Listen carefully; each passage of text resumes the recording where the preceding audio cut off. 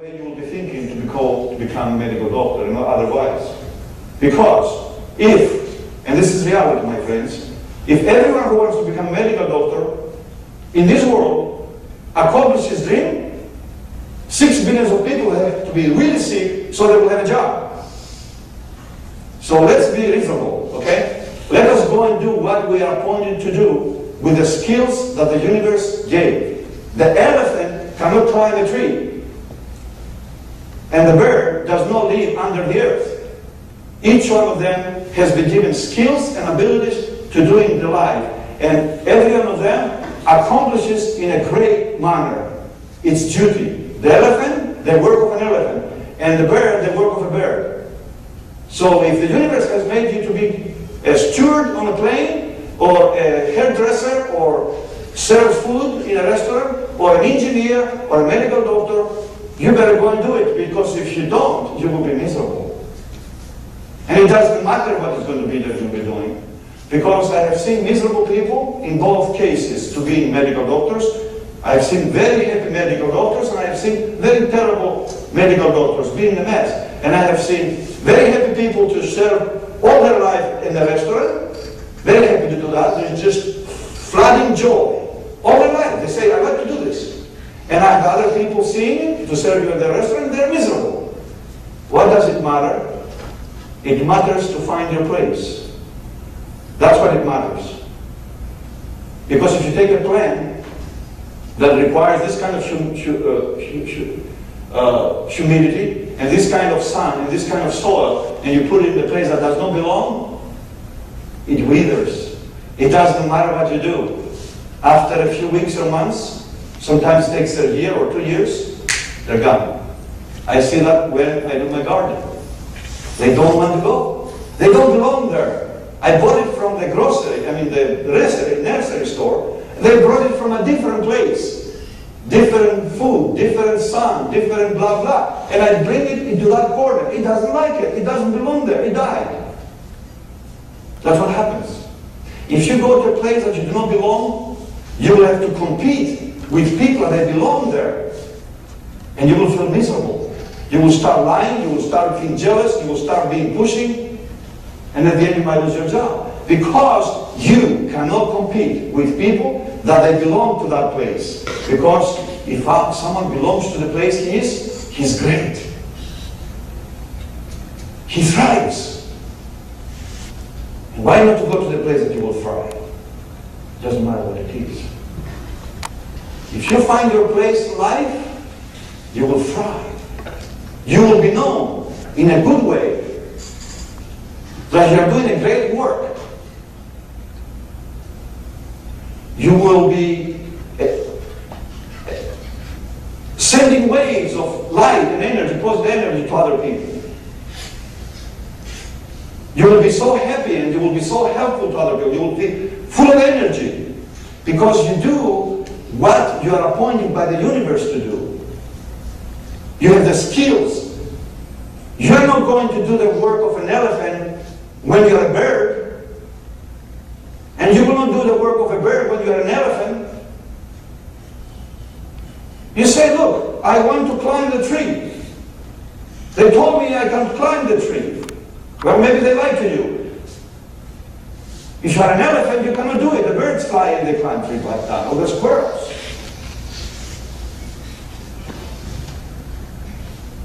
Or maybe you're a flower.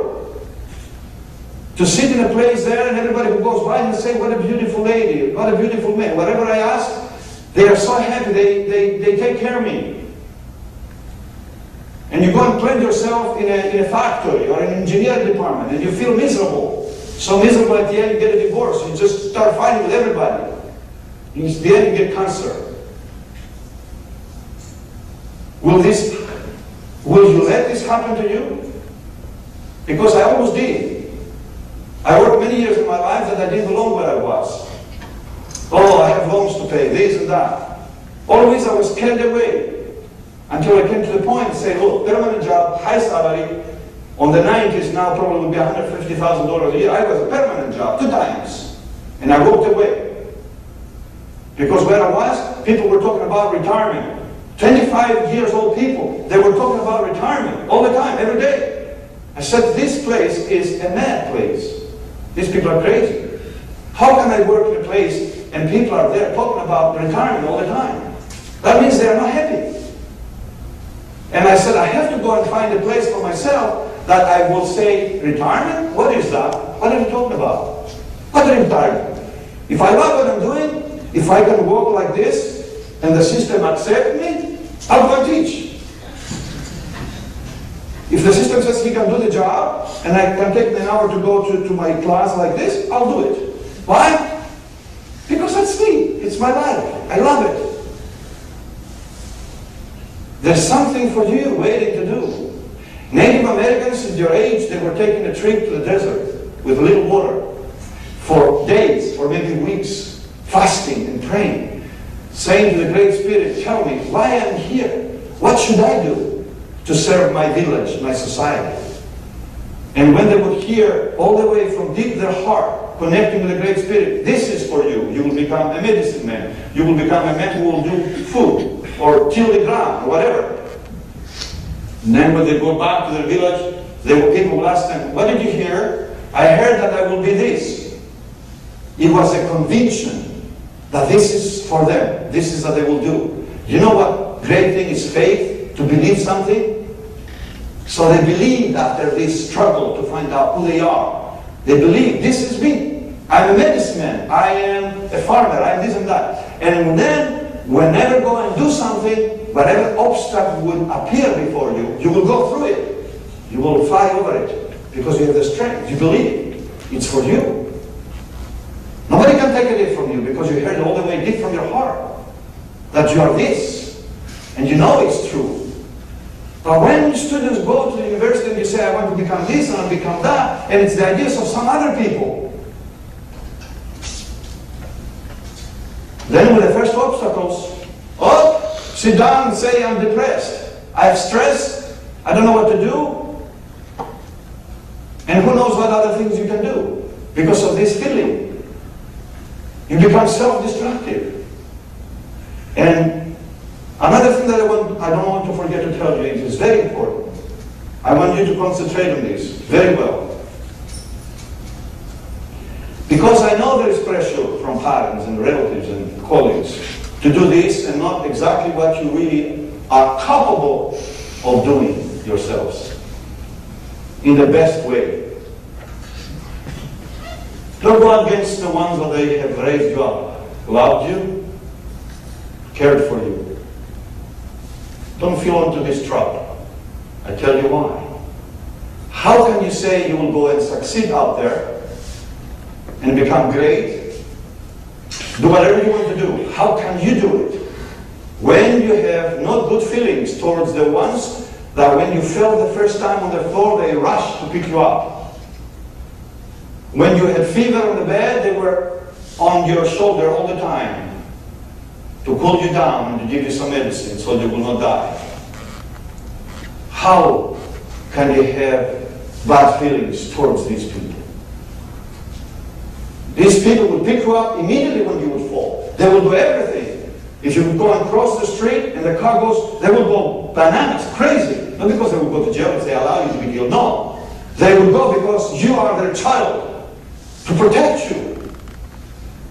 How is this negative, noetic powers can bring us to this state? It has happened to me too, to my children. And bring us to a point to start fighting with our ones that they care so much about us. And be enemies with them. And then we say we're going to go and succeed.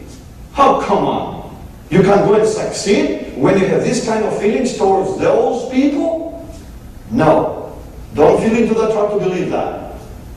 Now you will tell me, but they don't know. I had a student in my office, you don't know what my parents are. I said, listen, I don't know your parents, but I know one thing. If you have a problem with your parents, and they are crazy or evil, I don't know what they are, maybe it's one case in 1 million. There are sometimes sick people. But don't give me the idea that this is a big thing out there. It's very rare, almost non-existent. Every parent and every person that has cared for you when you were young, relative, whatever the title is, you cannot have bad feelings towards them. And even so, because sometimes we as parents, out of our concern, you to be comfortable and to be secure and to be protected, sometimes we overdo things and we put you chains. Realize that, because you will do that the same thing tomorrow to your children. Realize that and forgive them. And if they don't want to accept your forgiveness and they still have a feast towards you, it does not benefit you, it does not profit you to have a feast. You do this so you can fly free. You have your hand like this. If you do this, doesn't matter what they do, you will fly free. And most likely you will have their support too. Most likely you will have their support, moral and financial support too. But even if you don't, as long as you do this, you will be free from chains. You will be able to fly and accomplish what you want in your lives. In a big way, in a beautiful way. We're not talking about people that you met in this college, and after 2 days, 1 month, 1 year, they told you, I'm going to die for you. I love you so much, I'll die for you. And then, after a while, goodbye, and you start thinking about killing yourself because you lost that boy or that girl. Oh, it has happened to me too, when you were your age. You see, this is not the same thing. These people were always there since you were born. We're not talking about a relationship, just like, okay, let's go and have some good food and then have fun. And then you say, no, I don't hear anybody, I'll just go with this person because he loves me or loves me. Be patient, don't be in a hurry. Be wise. Wait. Don't do things that you are not sure. Be patient. Let the fruit mature on the tree. When you cut it, you will love it. You will enjoy it. Don't be in a hurry. You came to this university to take a degree. That's your first priority. Isn't that right? Everything else is secondary. Don't try to be busy with other things. I have so many examples from students that come to me. They were very good students, and after a while, a year or two, second year, they come and they say, I have this problem. What's your problem? Oh, she said this, and I said that. I said, you didn't come here to get married, did you? You came here to get a degree. Okay, you can have a friend, and so on and so forth. But if you see, that kind of relationship ruins you. If you are wise, both of you, cool down. Just wait. Maybe it will work. You never know. But why are you so anxious? Fighting. What? Take it easy. Wait. Cool down. Step back a little bit, think. What's the hurry? Right? Any question? Any other question?